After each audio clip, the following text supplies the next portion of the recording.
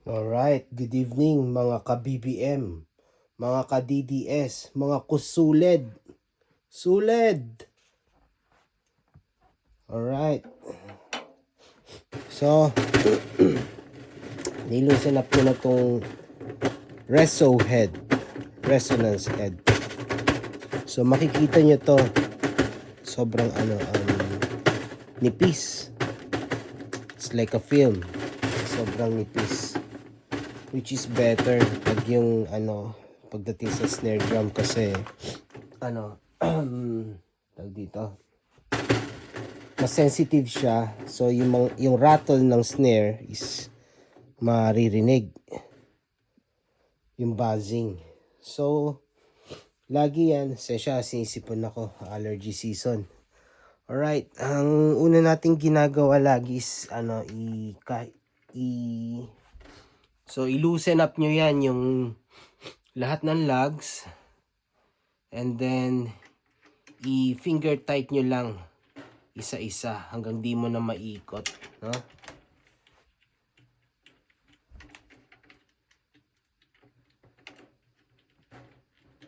Yan.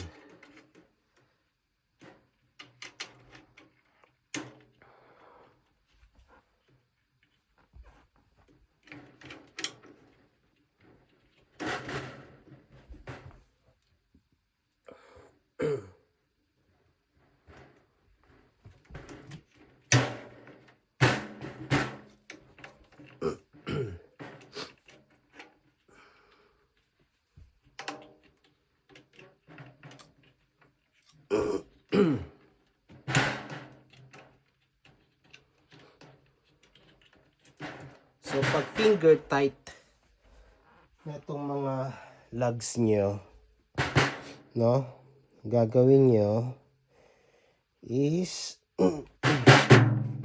lagay kayo ng drumstick dito para pang lang, pang elevate na itong snare.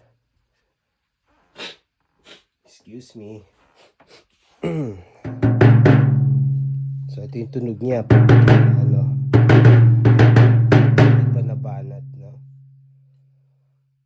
So itong snare strand niya is ngayon,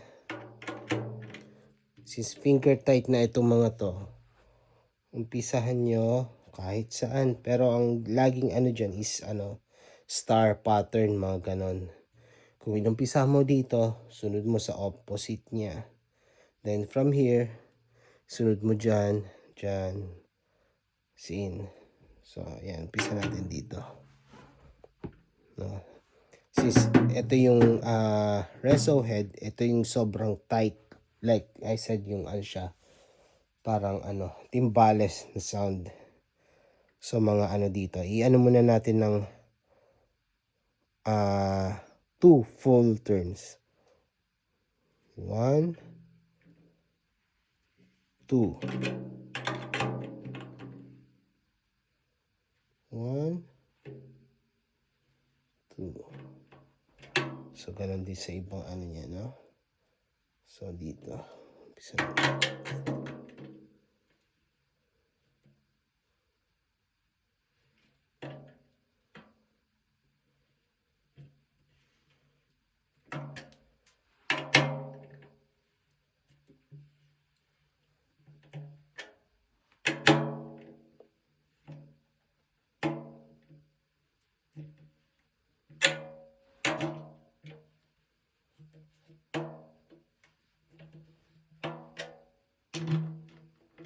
So along the way, habang iniikot nyo yung mga yan, pag tingin nyo may mga parang maluwag, no? Kasi habang sinisikipan nyo yung isa't isa, so medyo yung mga hindi pa na lumuluwag pa, maluwag pa. So finger tight nyo lang ulit yung mga yan.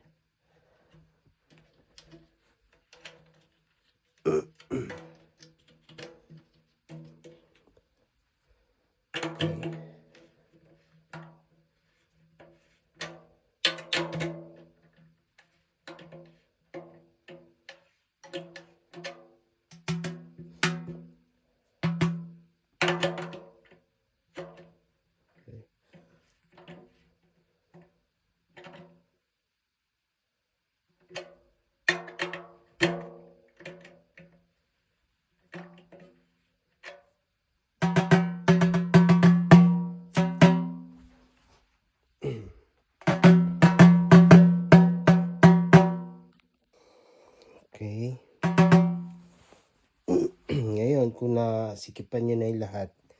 Usually, ang magandang ano dyan, pang tono lagi yung ganito, yung mga mallet na ano, no? Kasi medyo mas maririnig mo yung balance na tono.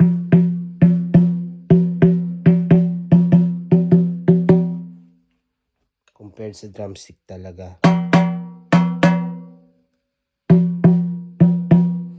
Pero gamitin na lang natin to sa reference na ano, kasi might as well wala kayong ganito. So, you can start excuse me, anywhere sa inyo gusto. So,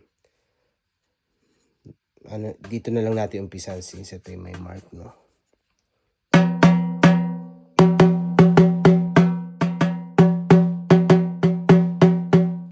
So, hindi pa to yung ganun na timbales na tight yung sa tunog niya.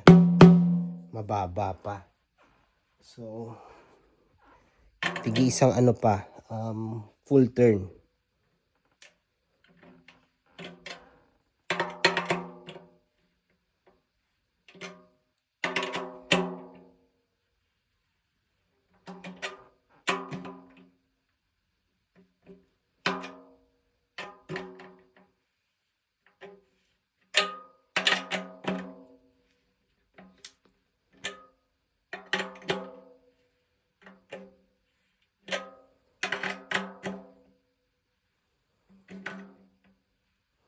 When I say full turn, so 360. Para makikita nyo parang dalawang ganun, no? So 180, 180.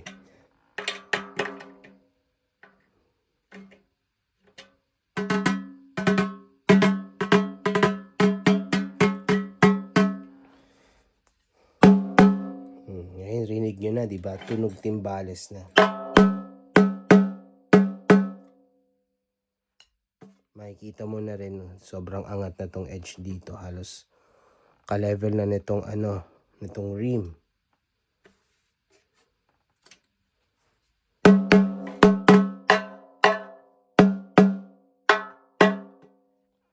So, ito na gawin natin reference muna dito. So, isa, one by one, dapat katunog niya to. Ha?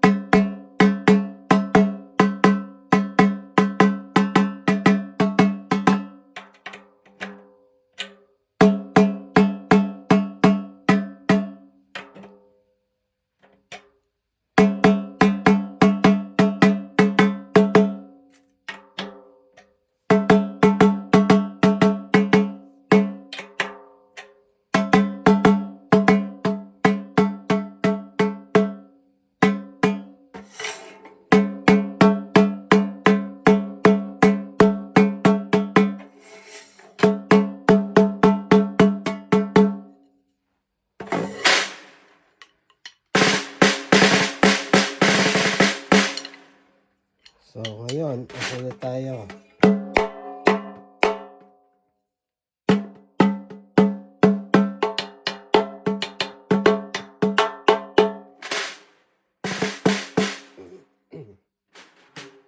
So, dito naman tayo sa batter head.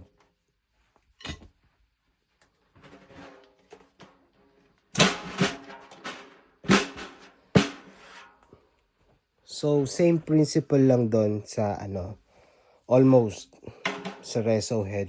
Nga lang dito sa batter head, hindi mo kailangan na ganun ka-tight kumpara sa reso head, no? So, i-loosen up muna natin. Start tayo dyan.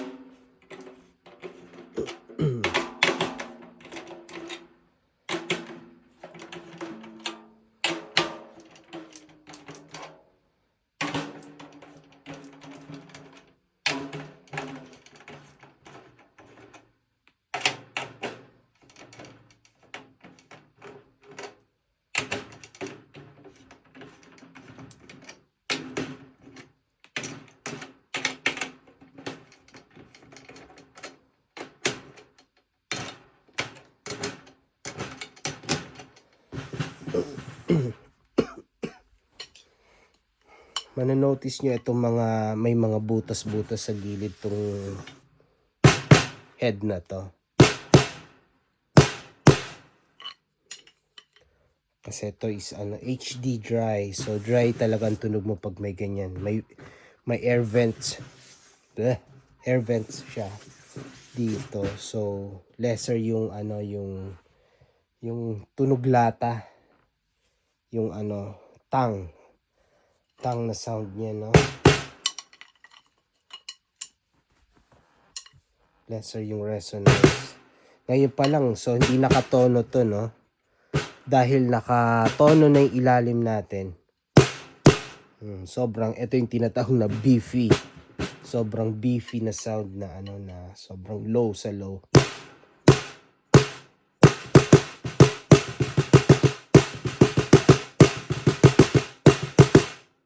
Actually, ito pa lang pwede na may mga kanta na ganito ang tunog ng snare nila Yan. So, ayun. Ngayon, kung meron kang bagong skin, no? Pagkasalpak mo dito, ginagawa dyan is inaano muna yan. Sini-CPR. No? Inaano yan para mabatak. Babatakin mo muna yan pag bago, no? Batak-batakin mo muna yan. Ngayon, kung nabatak mo na yan, ganun lang, same principle, i-finger tight mo muna yung lahat ng lugs, screws dito.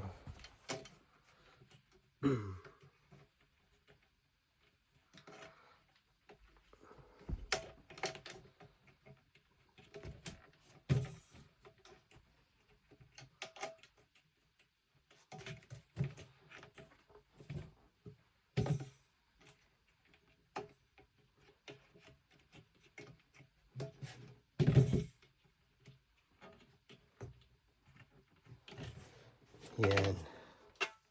Sponsor pala natin tonight is DW. Naks. Asa, no? Ayan. So, finger tight na tong mga no? Ngayon, dun muna tayo sa general sound, no? Bago tayo tumungo sa marching snare sound na yung sobrang batak na batak. So ngayon, doon muna tayo sa general. Natin tong tong throw off. I-off muna natin, tagalin muna natin. So finger tight na tong mga to, no? Gawin natin dyan since maganda kung may ganito kayo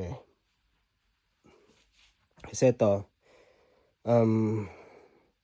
may rubber dito, no? May rubber siya. So, maganda dito, magigrip mo siya. Pwedeng ito muna yung pang initial na mo na pang tono. So, ito. Umpisahan ulit natin dito. Yan. i-demo ko lang kung ano yung gamit nitong rubber na to dito. No? Remo ang brand nito. So yan. Since finger tight mo siya using your thumb, yung hands, and then ngayon i-finger tight ulit natin siya. Finger tight pa ba matatawag yan? Pero almost na ganun. Ito. Using yung dulo nitong ano.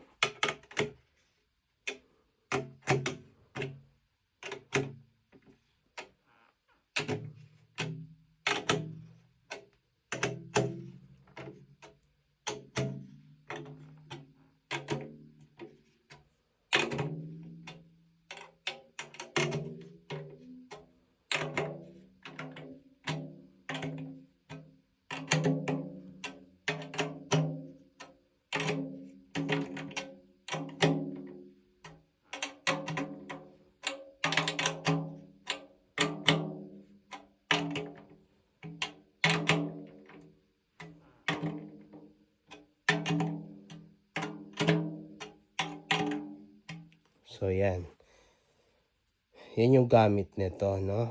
So technically or basically pwede na yan. Kung gusto mo na mababa.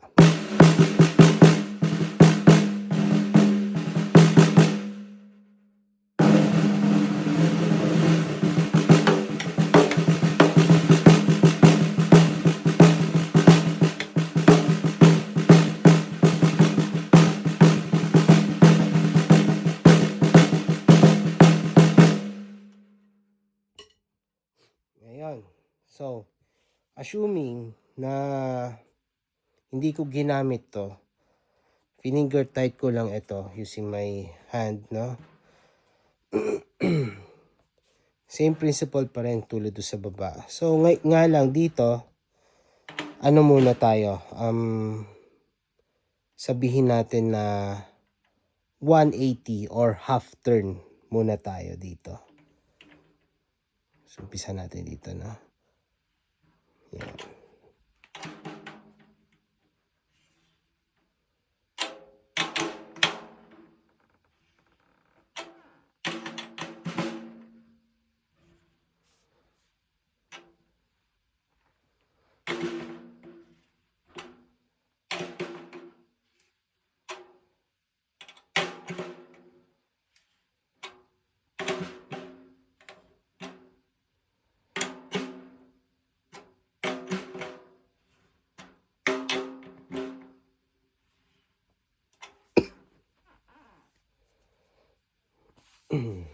Ginagawa ng iba, nilalagay ng number 1, 2, ganon, 3, 4, 5, 6, 7, 8 para may guide kayo, no? Kasi along the way medyo ako baka nga nag-skip ako, nakalimutan ko yung conscious ako sa video. So ayan, mas maganda kung numberan nyo dyan kahit malilit lang na pentel pen para alam nyo na kung ano yung susunod, kasi malilito ka rin minsan eh.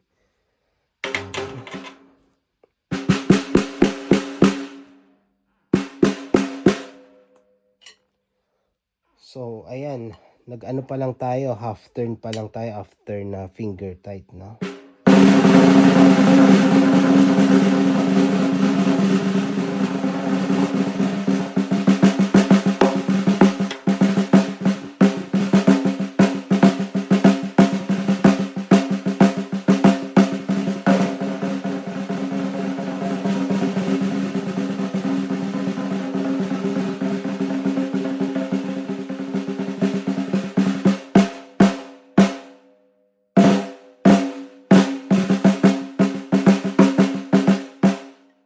So yung tunog na ito is na in between siya ng low tsaka ng mid.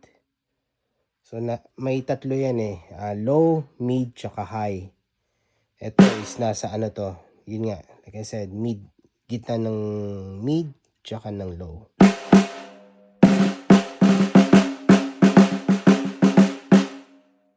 No? So medyo ito na rin yung mga standard rock or alternative. Pero usually, nasa mid-range lagi ang mga tono ng mga drums mga snare. So, ayan. Ngayon, dumako tayo dito sa itong ano, throw off, no? Malaking factor to sa buzz ng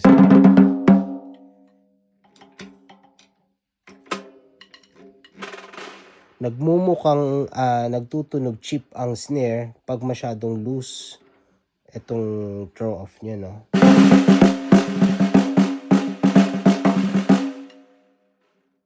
Sakto lang paglaruan. Ito yung tamang timpla niyan.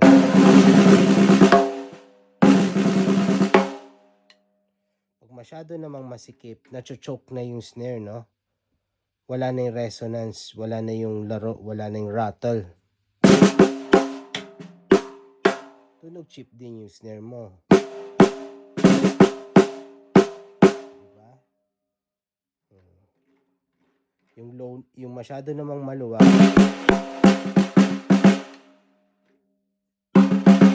Ito yung masyado maluwag. Halos pumipitik na lang yung touch nung nung snare wires mo. Yung masyadong masyadong maluwag. Ulitin ko naman yung masyado ring masikip.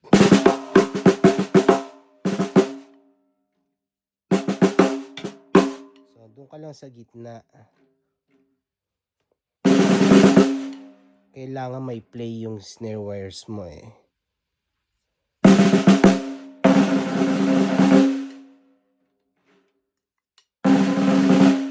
Nasa preference din kasi yan ng drummer, ng user, kung anong gusto niyang tunog. Nasa sayo na yun, anuhin nyo na lang yung So, ako, preference ko pagdating dito is yung yun nga, nasa gitna lang. Ayoko nang masyadong maluwag. Ayoko rin ng masyadong tight. Kasi yun nga, pangit yung tunog. Ito, maluwag to. So, sikip pa natin konti.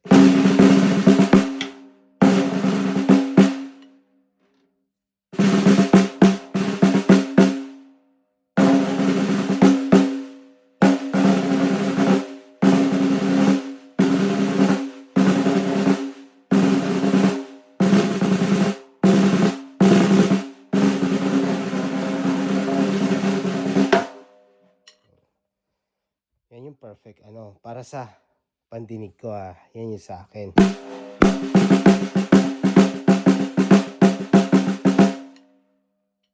So, yan naman natin sa medyo dun tayo sa mid. So ito nasa between to ng mid tsaka ng ng low, di ba? Ngayon punta tayo sa mid. Konting lang, mga quarter turn. No? Quarter turn. So 90 degrees. Saan tayo? Dito na. Maski ako naguguluhan ito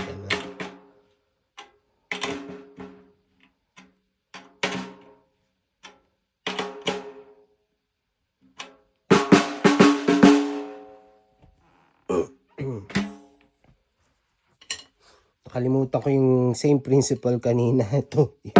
Check nyo rin ito, no?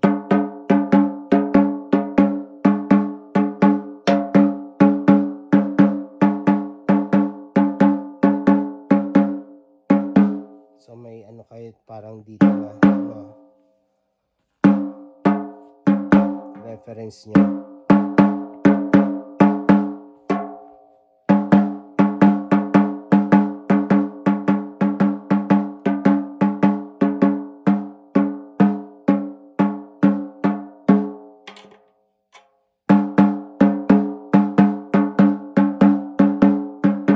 Gagawin nyo to nakababa tong throw off nyo.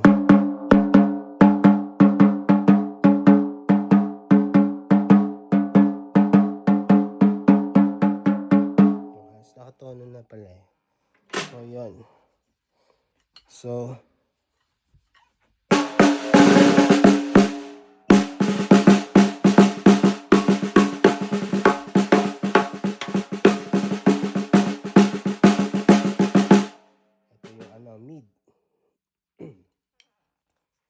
mid na ano to.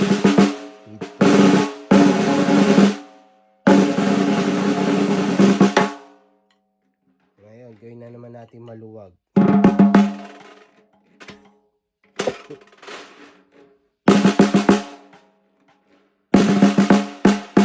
Pangit, diba?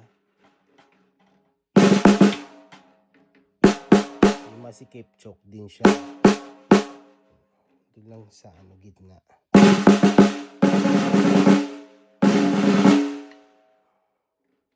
Papansin nyo yan kung choke ba o masyadong loose tong snare nyo, yung snare wires. Pag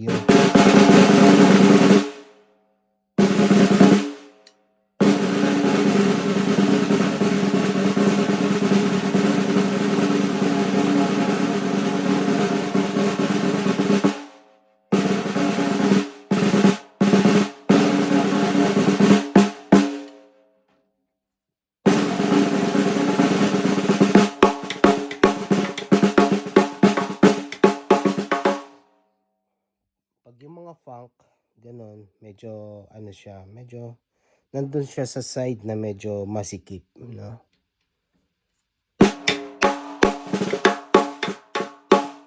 Mas malutong. At less ang sustain. Pag medyo madikit or medyo tight itong snare trough niya. Sa reggae, ganun din, lalo na sa ska, no? Nga lang, ang ano ng ska, reggae, nasa high tension na siya. Which is, papunta na tayo doon. Okay. So, dako na tayo sa gusto ni Dex na marching sound. Marching snare sound. So,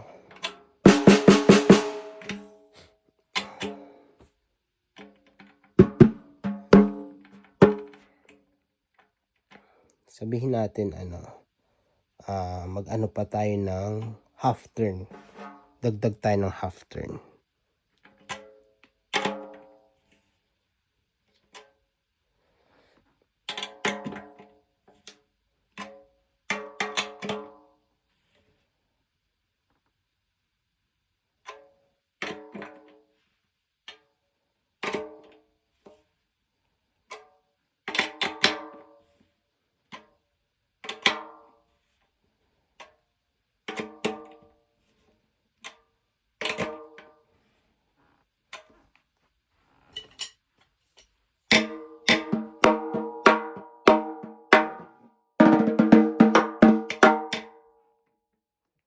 Parang timbales na rin, di ba?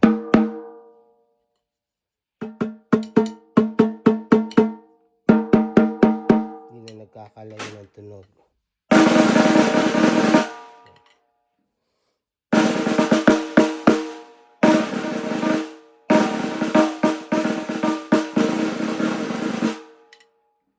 So, ma-achieve mo yung marching na tunog. Medyo nandun ka sa side ng medyo tight tong snare, no? Throw off mo.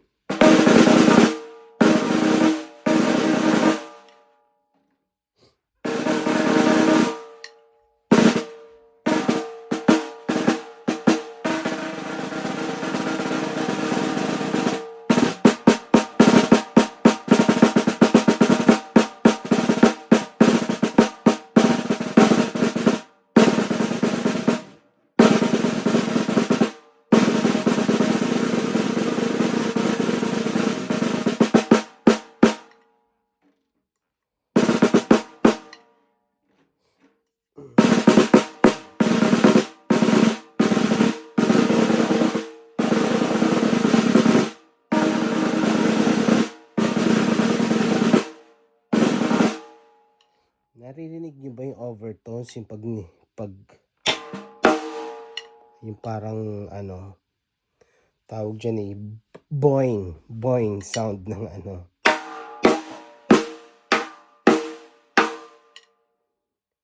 parang may hangin, yung overtones ng snare.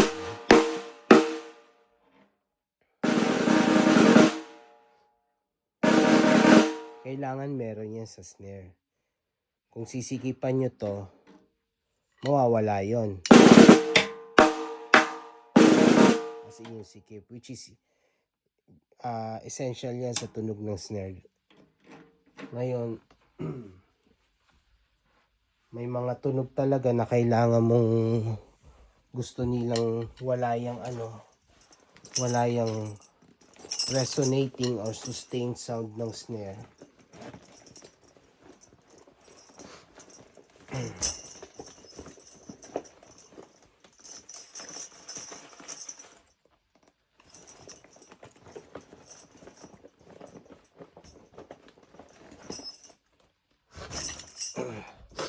Excuse me, kasi nga meron itong tinatawag na Moongel.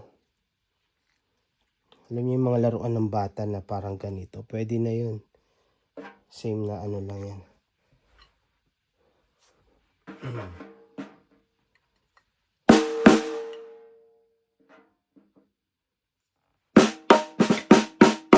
Diba? Dramatically nawala yung overtones. Sa mga mga close venue, mga yung mga small tight, mga mga lounge, mga ganon, nilalagyan ng ganito, or gusto mo ng medyo funky, mga laking tulong to. Pinapatay niya yung overtones at sustain.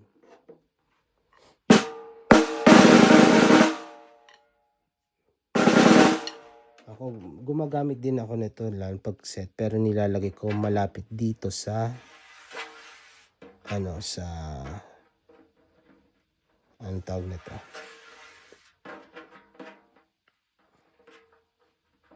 Sa ulo nitong nitong shell. Itong body na nandito lang. Para hindi masyadong patay. Doon pa rin yung overtones tsaka sustain.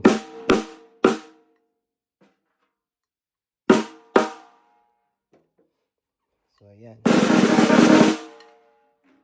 Ito na yung gusto nito. Ito, preference ko to. Kung gusto mong marching na pwede na to. No? Pero kung gusto mo pang mas tighter dito, make sure na naka-double ply or triple ply yung snare head mo. Kasi otherwise, hindi niya kaya yung tension na sobrang sobrang banat. Pag single ply lang yung snare head mo, hindi mo ma-achieve yung parang ganun na yung sobrang parang parang kahoy na lamesa na lang yung tinutok-tok mo, pinapalo mo. Ganun kasi sa yung pang sa marching parang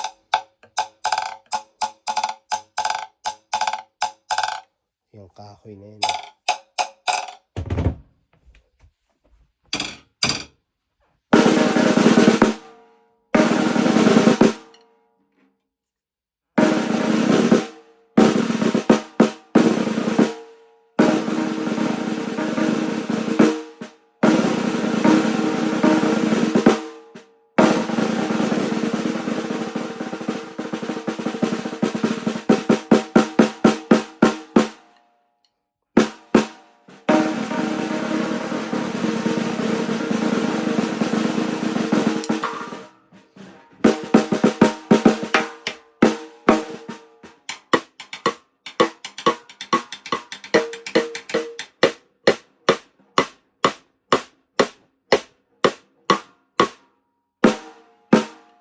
Yan.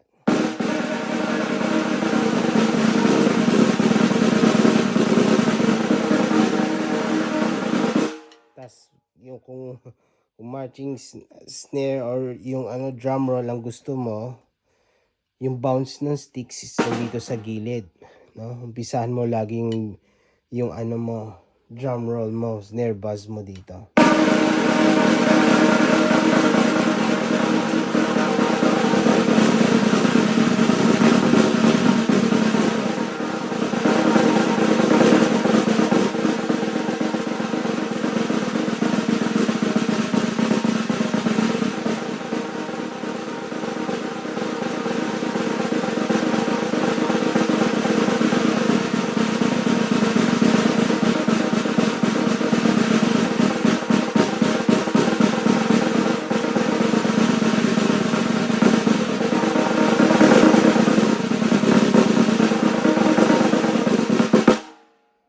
Yung bounce kasi nandito sa gilid.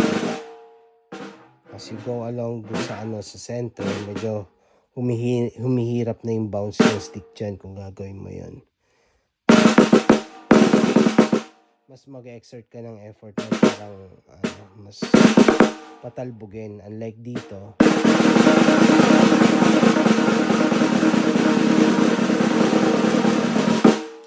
pero pag gagawa ka na ng beat na dito na yan sa sentro, mas maganda na. Parang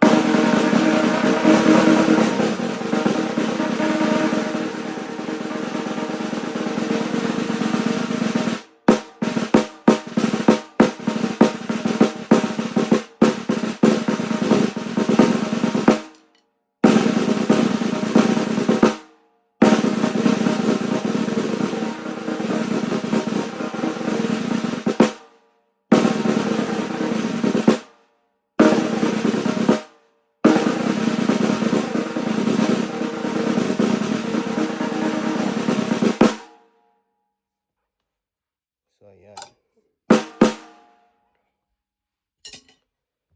So same principle lang pagdating dito sa sa mga small tom or floor tom.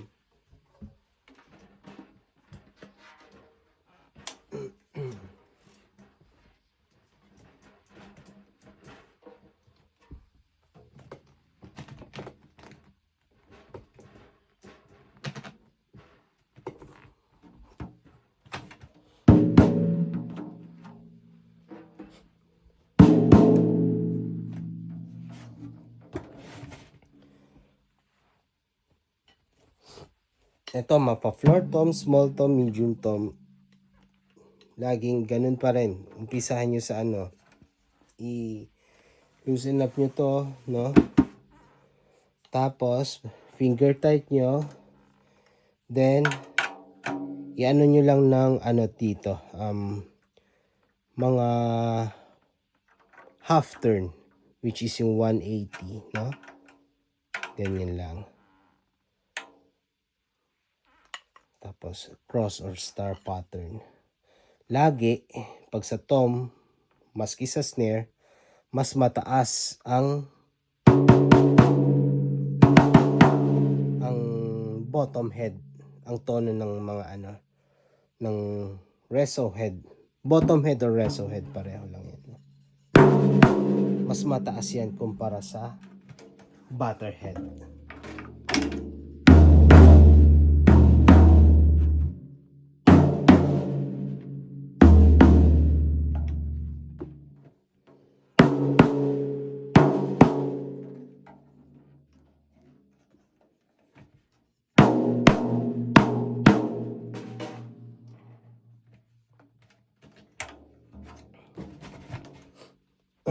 Dito sa mga sa tom-toms, yung yung full turn na ganyan, actually medyo na yan sobra na yan, lalo na sa floor tom, no? Sa floor tom, pag na finger tight mo na itong mga lugs, pwede na yung yung quarter turn so 90 degrees lang. Then punta ka na, tapos syempre ulit nakatono na lahat, no?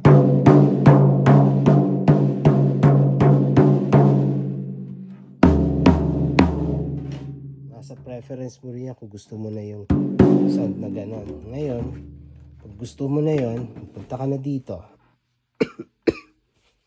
Kung na etong na finger tight mo na tong mga lugs niya, kung doon nag ka lang, nag quarter turn ka, no, 45 degrees ka lang doon, or ano ba, 90 pala 90 degrees. Dito is lesser, sabihin mo na yun nga 45, achieve mo na yung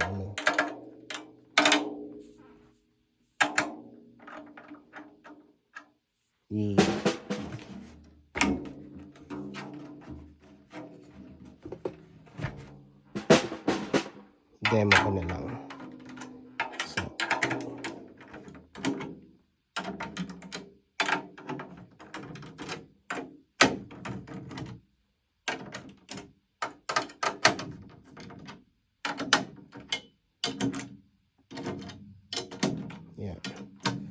Finger tight natin.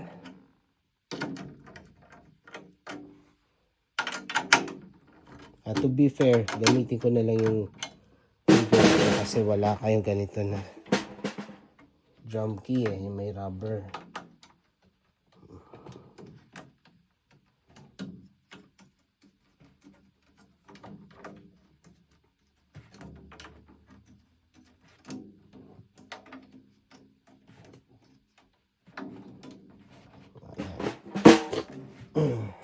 Ayan, like I said, quarter turn lang, no? Pisa tayo dito. Ayan.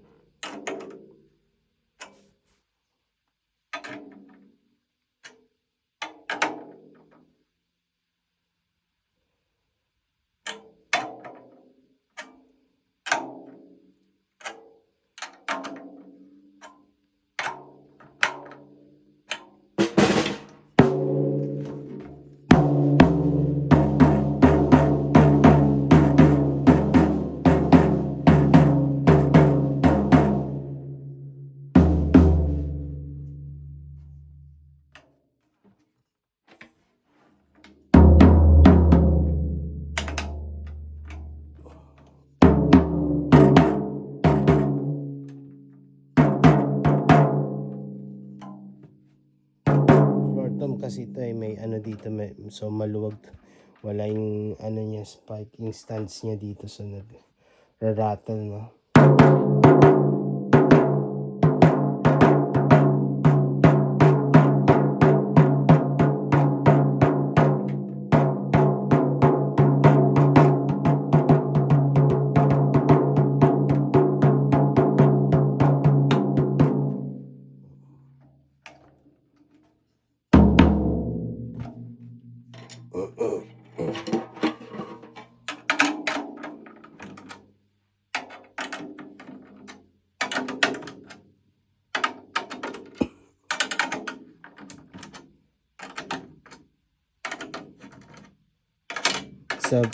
Sa bass drum ganun din, same ano lang din, halos finger tight lang din yung sa ano, sa butterhead, mataas lang din doon yung reso head.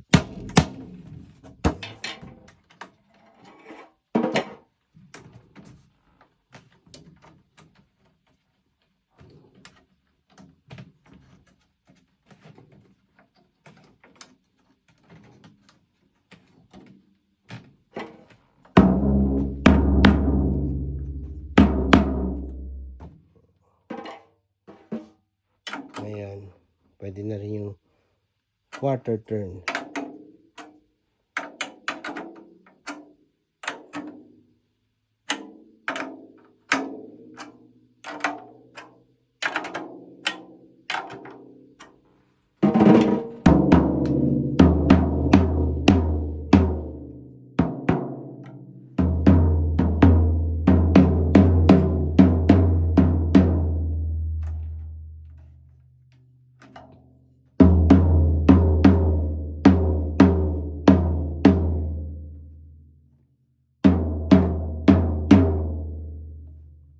Ginawa ko na to, magkatunog lang yung ginawa ko, no? Yung tension nung nasa reso head tsaka ano sa butterhead. Yung iba, ito yung preference nila. Pero generally or commonly, mas mataas ng konti ito. Ang kaganda kasi pag quality yung brand ng drums mo, ang daling ano ito, no, pag quality yung shell, everything, tapos yung skin, ang daling ito, no. Hindi kailangan mag-effort. Dagdag lang tayo ng konti dito.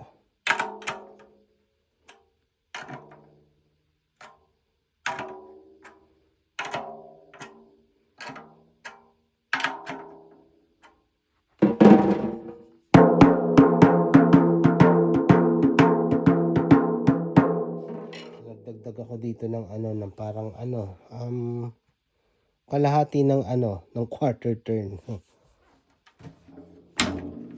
Para lang tumasya ng konti dito sa butterhead.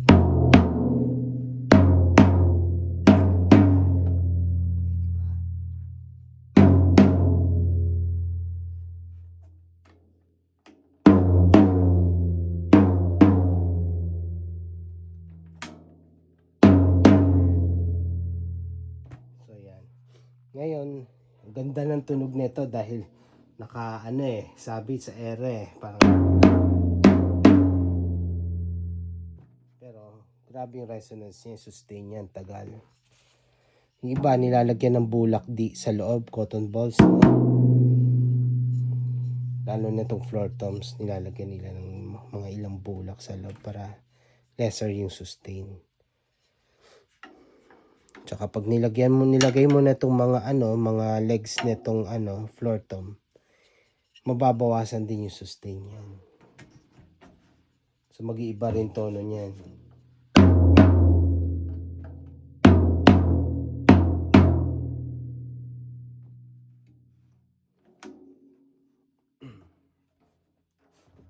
Itong makikita nyo itong shell ng DW, may yan yung timber tunog nito. Ito nasa C nakalagay do sa sticker niya. Yung shell nila is may tono yan. Hindi mo na mahirap marinig ngayon dahil may mga lugs na Pero bago nila lagyan ng lugs, no, everything yung hardwares, minamatch nila yan sa mga yung mga shells. So kung eto C, may tunog na yan bago lagyan ng mga skin and hardwares. Ngayon kung yung nag-order is gusto niya ng yung small tom niya is nasa D, ayun, parang mix and match. May mga tono na kasi yan. Ngayon, syempre, pag nilagay mo na skin and everything, mag-iba yung tono niyan. Pero at least, nandun pa rin siya, malapit siya sa key of C. So, yun lang. Hindi ko alam, gumawa ng tutorial videos, mga dude. Halos mag-1 oras na dito paikot-ikot lang yata yung mga paulit-ulit mga sinabi ko. Si si J. Nuwari ka pa, Rances ka. Baka mas magaling ka pa magtono sa akin. Mas nauna ka pa natuto magtono sa akin ng drums, loko ka.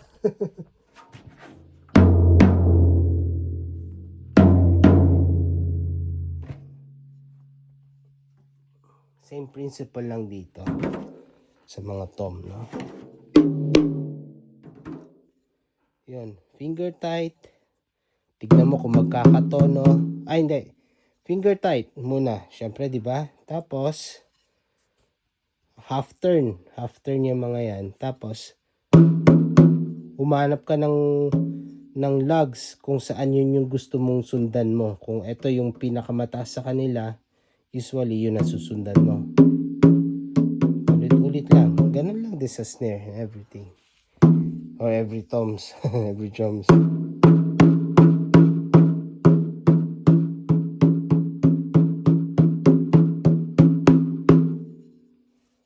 So, yun lang. Ano pa ba? Ako pag anoan ko pa kayo ng ibang baka bukas na matapos tong video. So, ito muna for today. Let me know kung anong kung anong tanong nyo or opinion nyo about that. So, yun lang. Alright. Good night mga ka-suled. Suled. Ciao.